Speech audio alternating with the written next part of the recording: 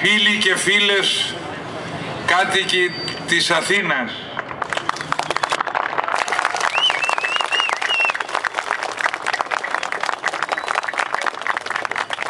θα παρακολουθείτε ασφαλώς ότι το πολιτικό κατεστημένο και όλα τα κανάλια πολυτελείας σερβίρουν φθαρμένους και εξοφλημένους πολιτικούς και κόμματα τα οποία έπρεπε να έχουν διαλυθεί και τα στελέχη τους να βρίσκονται και στη φυλακή.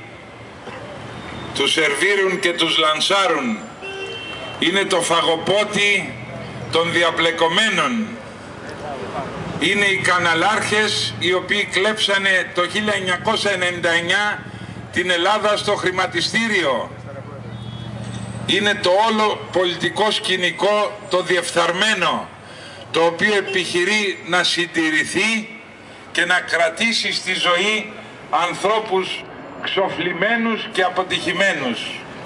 Η απάντηση όμως θα έρθει στις 6 του Μαΐου. Θα πάνε σπίτι τους οι περισσότεροι. Αρχικά στο σπίτι τους. Πολύ σύντομα στα κελιά του Κορυδαλού οι περισσότεροι του Πασόκ και της Νέας Δημοκρατίας.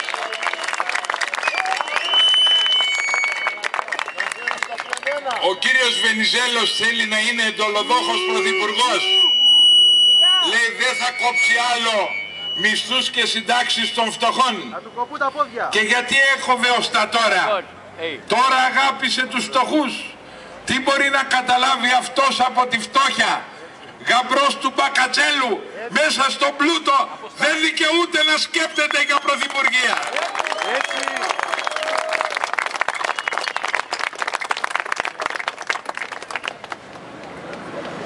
Ο κύριος Σαμαράς θέλει και αυτός αυτοδύναμη κυβέρνηση για να συνεχιστεί το φαγοπότι.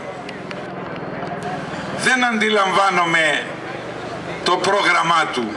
Ούτε στο Ζάπιο 1 το κατάλαβα, ούτε στο Ζάπιο 2, ούτε προχθές που είπε, λέει, λεπτομέρειες.